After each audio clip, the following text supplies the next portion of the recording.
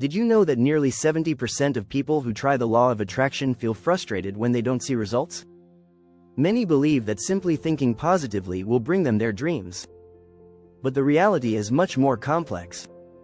While the law of attraction can be a powerful tool, there are hidden traps and common mistakes that can keep you stuck in the same place. Consider this: 80% of our thoughts are negative, according to research from the National Science Foundation. If your mind is constantly battling negativity, no amount of visualization will help. It's like trying to fill a cup with a hole in the bottom, nothing stays in. In this video, we'll dive into 6 key reasons why the law of attraction might not be working for you. We'll explore how your subconscious beliefs can sabotage your success, the importance of taking action, and why your energy might not match your desires. By the end, you'll discover actionable strategies to overcome these hurdles and truly harness the power of attraction. Get ready to transform not just what you want, but who you are. Chapter 1. The Hidden Saboteur. Unconscious blocks. Many people try to use the law of attraction and get frustrated when nothing changes. But here's a hard truth: most of our beliefs are formed by the age of 7. These beliefs often come from our upbringing, society, and early experiences. That means a lot of the thoughts that drive us are unconscious. You might be sending out positive vibes, but if there's a hidden belief holding you back, it's like trying to drive a car with the brakes on. Dr. Joe Dispenza, in his book Breaking the Habit of Being Yourself, says, 95% of who we are by the time we are 35 is a set of memorized behaviors, emotional reactions, unconscious habits, hardwired attitudes, beliefs, and perceptions. So, no matter how hard you try, your subconscious could be blocking you. The first strategy is to identify these unconscious beliefs. Start by reflecting on what you were taught about money, relationships, and success growing up. Do those beliefs support your current goals? If not, it's time to rewire them.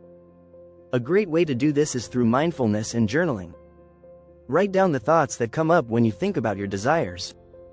Do you feel fear? Doubt? Those are clues to your unconscious blocks. Another tool to break through these blocks is guided meditation or hypnosis. Studies from Stanford University show that hypnosis can help rewire the brain's neural pathways, making it easier to shift limiting beliefs. So, if you're stuck, don't just think positive thoughts, dive deeper into what's lurking below the surface.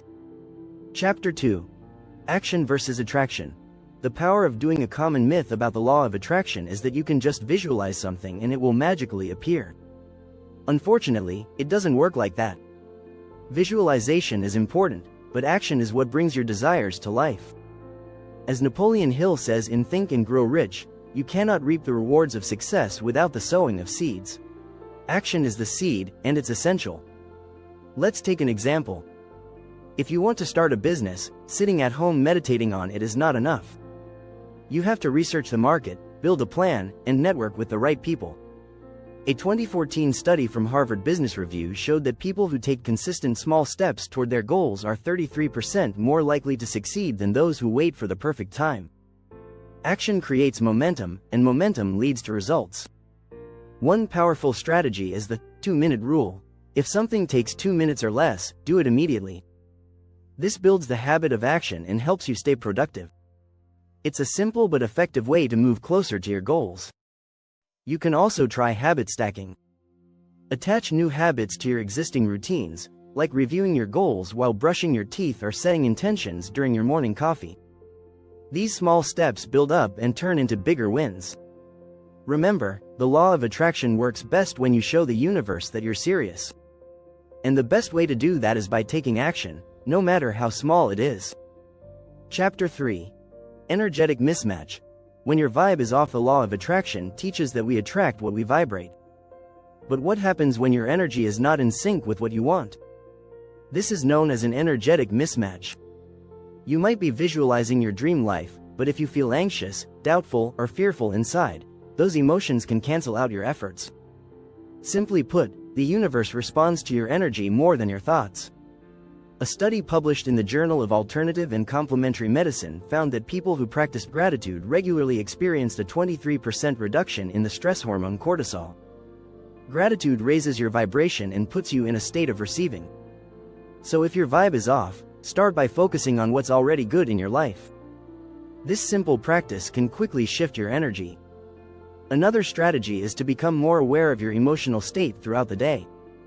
If you catch yourself feeling frustrated or negative, pause. Take a deep breath and refocus on something positive.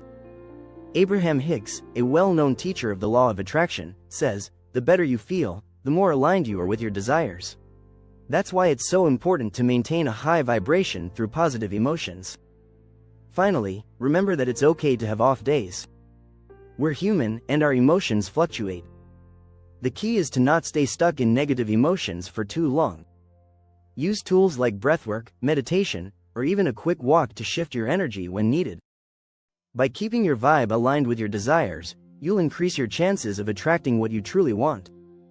If you're finding this information helpful, don't forget to subscribe for more insights on personal development and the law of attraction. Chapter 4. The Timing Trap. Why now isn't always right sometimes. It feels like you're doing everything right, positive thinking, taking action, staying motivated, and yet nothing happens. This is where the concept of divine timing comes in. Just because you're ready for something doesn't mean the universe is. There's a rhythm to life, and sometimes your timing is off. It can be frustrating, but rushing the process won't help. Psychologist Dr. Wayne Dyer once said, "Infinite patience produces immediate results." While this might sound counterintuitive, it means that when you're patient, you're signaling to the universe that you're at peace with how things unfold. You trust the process, and that opens the door for things to happen in their own time. A useful strategy is to focus on what you can control and let go of what you can't. When you obsess over why something hasn't happened yet, you're actually creating resistance. Instead, practice the art of surrender. This doesn't mean giving up, it means staying open to the idea that things may come at a different time, or in a different way than you expect. Another tip is to use this waiting period to prepare. Maybe the universe is giving you extra time to sharpen your skills, learn more, or grow emotionally. Oprah Winfrey famously said, "The big secret in life is that there is no big secret.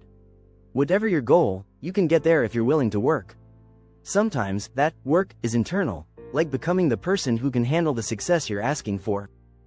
Instead of asking, "Why hasn't it happened yet?" try asking, "How can I be more ready when it does?" This shifts your focus from impatience to preparation. In the end, you'll likely see that the timing worked out perfectly, even if it didn't feel that way at first. Chapter 5. Mindset of lack. Wanting versus receiving. One of the biggest mistakes people make with the law of attraction is focusing too much on wanting something. It seems natural, right? You want more money, a better relationship, or a fulfilling career. But when you're constantly focused on wanting, you're actually reinforcing the idea that you don't have it. This puts you in a lack mindset, which keeps you stuck. According to Eckhart Tolle in The Power of Now, acknowledging the good that you already have in your life is the foundation for all abundance. Instead of feeling like you're lacking, practice shifting into a state of receiving.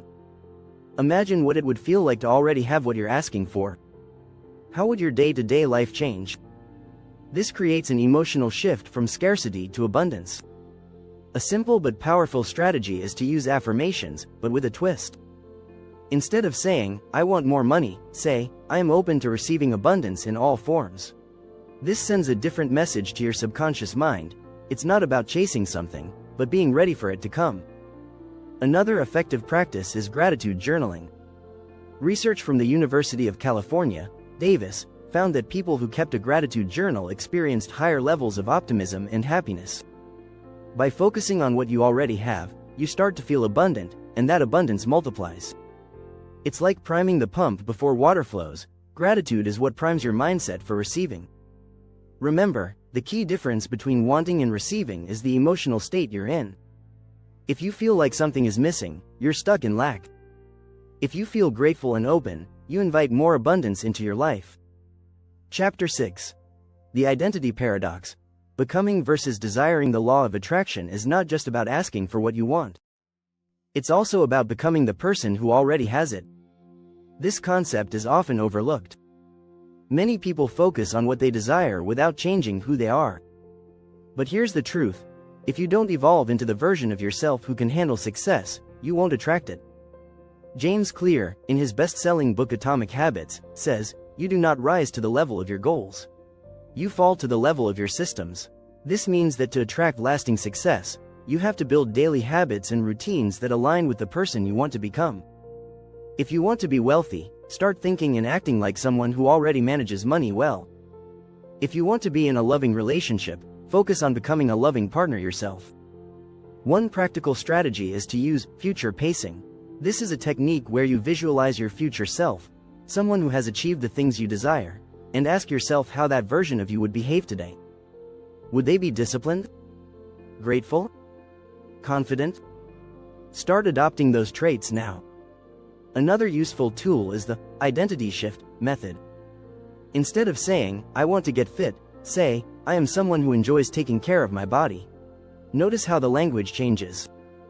It's about who you are, not what you want. Studies show that people who focus on identity-based goals are more likely to stick with their habits long-term. The key is to start identifying as the person who has already achieved what you're aiming for. Lastly, surround yourself with people who reflect the life you want. You've probably heard the quote by Jim Rohn: "You are the average of the 5 people you spend the most time with." If you're trying to grow but your environment isn't supportive, it's going to be tough. Aligning yourself with the right influences helps solidify your new identity and brings you closer to your goals. In the end, the law of attraction isn't just about attracting things. It's about becoming the person who naturally brings those things into their life. If you enjoyed this video and found it helpful, please subscribe for more insights on personal development and the law of attraction. Your journey to transformation starts here.